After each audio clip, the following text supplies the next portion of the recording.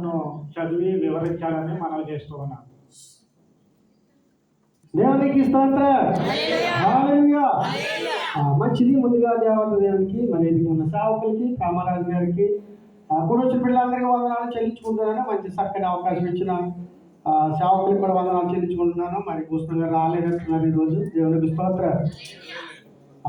మరి దేవుడికి జ్ఞానాన్ని బట్టి ఒక 2 లేదా 3 మాటలు ధ్యానించాలని దేవుడు మరి జ్ఞానాన్ని బట్టి మరి ఆలోచించాలి ఉన్నాం. దయచేసి గమనించాలి.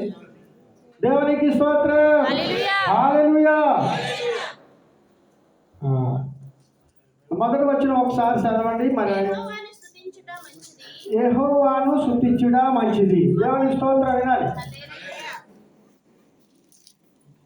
ఎవరు స్తుతించాలంటే మనం యెహోవాను స్తుతించుట మంచిది. దేవునికి స్తోత్రం.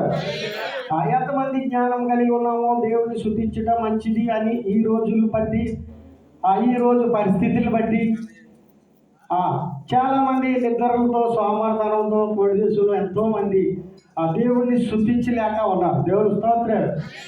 ఈ పరిస్థితులు ఎందుకు స్తుతించాలి అంటే మనం తల్లి కడుపులో నిర్మించక మునిపే మనం దేవుడు ఎన్నుకొని ఆ తల్లి గర్భంలో 9 నెలలు కాచి కాపాడి ఆ గాలిని అన్నీ సకాలంగా తల్లి కడుపులో ఇచ్చి మళ్ళా డెలివరీ విషయంలో దేవుడు కాచి కాపాడి మళ్ళా మనం చిన్నప్పటి నుంచి ఇంతవరకు ఎన్ని రోజులు ఎన్ని ఊర్లు తిరిగినా మనకు తోడు నీడగా ఉండి కాచి కాపాడినందుకు నిమిత్తంగా అన్ని స్తుతించాలని దేవుడు జ్ఞానం తెలియపరుచుంది. దేవునికి స్తోత్రం. దేవుణ్ణి స్తుతించేవారిగా మనం ఉన్నామా, లేకపోతే వచ్చిన వారిని చెరగొట్టేవారిగా ఉన్నామా? ఒకసారి మనం ప్రశ్నిస్తాం. దేవునికి స్తోత్రం. హల్లెలూయా. దేవుణ్ణి స్తుతించడం మంచిది. మహోన్నతుడా నీ నామమును కీర్తించడం మంచిది. దేవునికి స్తోత్రం. ఏదైనా మంచిదే దేవుడి విషయంలో, దేవుడి పనిలో. నువ్వు దేవుని సన్నిధికి ఒక 2-3 నడిపించినా నీకు ఆశీర్వాదం. వచ్చిన వారిని చెడగొట్టుకోకుండా ఇక్కడ జరిగే కార్యాలు, ఇక్కడ జరిగే కార్యక్రమాలు చెప్పి కూడా తీసుకొచ్చడం కూడా మంచిదే. దేవునికి స్తోత్రం. నీకు, నీ కుటుంబానికి, నాకు, నా కుటుంబానికి ఆశీర్వాదం. దేవునికి స్తోత్రం. ఈ సమయంలో, ఈ పరిస్థితుల్లో మనము బతికి బట్టకట్టి ఈ సమయంలో ఇక్కడ ఉండి చిన్న మందిగా కూడి ఆయన్ని స్తుతిస్తున్నాము అంటే అంత ఆయన కృప. దేవునికి స్తోత్రం. తెల్లవారుజామునే బాంబు పడిందంట. తెల్లవారుజామునే బాంబులు పడ్డాయంట. దేవునికి స్తోత్రం. హాల్లో అంత గడిబిడి, గందరగోళం. ఎక్కడైనా దాక్కుంటాము, ఎక్కడైనా దాక్కోగలదు. దేశం మన స్థలం మనకు తెలుసా? ఎక్కడికి వెళ్తే భద్రత ఉంటుందో? దేవుని సన్నిధికి వస్తే భద్రత. దేవునికి స్తోత్రం. ఆయన స్తుతిస్తే భద్రత. దేవునికి స్తోత్రం. ఆయన స్తుతించిన వారు ఎన్నడూ ఎలకబండు ఏ ఇబ్బందులు, ఇరుకులు ఉండవు. దేవునికి స్తోత్రం. హల్లెలూయా. అందుకే దేవుడిని స్తుతించుట మంచిది, చెడు కాదు. దేవునికి స్తోత్రం. హల్లెలూయా. దేవునికి స్తోత్రం. దానియేలు గారు కూడా చాలా శ్రమలు వచ్చినాయి. దానియేలు గారు ఇప్పుడు ఈ సంఘం ఉందండి, చేపలు లేరండి. మన కళ్యాణి గారు భుజం చేసుకుని మాత్రం అనుకుందాం, మాత్రం తెలుసు అందరికీ. ఆయన మీద రాళ్ళు వేసే వాళ్ళు ఎంతమంది ఉంటారు? దేవునికి స్తోత్రం.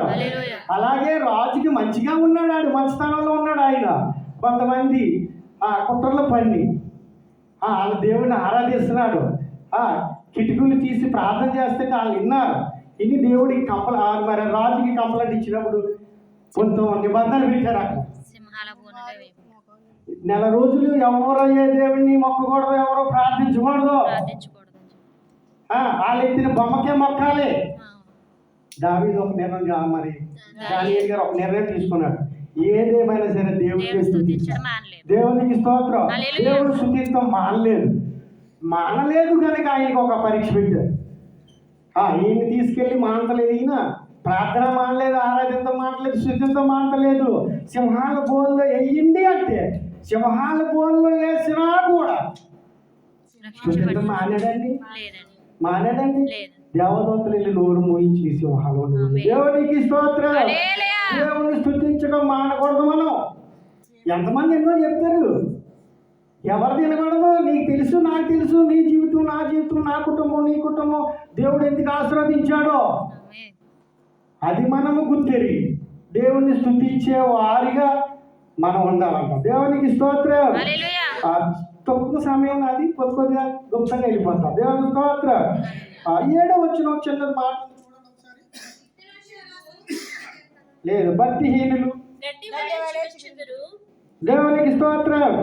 భక్తిహీనులు కూడా అంట గడ్డి వలె చిగురు చెదురంట. దేవుని స్తోత్రం. ఆయన ఇచ్చిన ఆజ్ఞ ఇచ్చాడంటే కంపల్సరీ జరుగుతుంది. ఒక భక్తుడు పాట రాశాడు, మూడు బారిన జీవితాలను సిగురింపజేయగలవు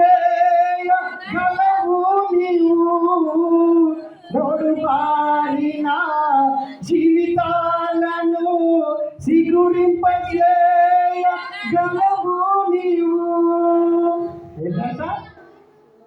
మూడు బారిపోయిన మన జీవితాలు శిబిరించగల శక్తిమంతుడు. దేవునికి స్తోత్రం. ఎవరికి ఎవరి వల్ల కాదు. ఒకవేళ నువ్వు బాధల్లో ఉన్నావేమో, ఇబ్బందుల్లో ఉన్నావేమో, ఇరుకుల్లో ఉన్నావేమో, అప్పుల్లో ఉన్నావేమో, స్తుతించు దేవుడిని. నీ కార్యాలు చేసేవాడు ఆయన. దేవునికి స్తోత్రం. మన దేవుడు జీవం గల దేవుడు. కానీ నీ విశ్వాసంతో అడగాలి. నీ విశ్వాసంతో అడిగితే దేవుడు మనకు గొప్ప కార్యాలు చేసి చూపిస్తాడు. ఎన్నో నా పట్ల దేవుడు కార్యాలు చేశాడు. ఎవరి మాటలు వినొద్దు.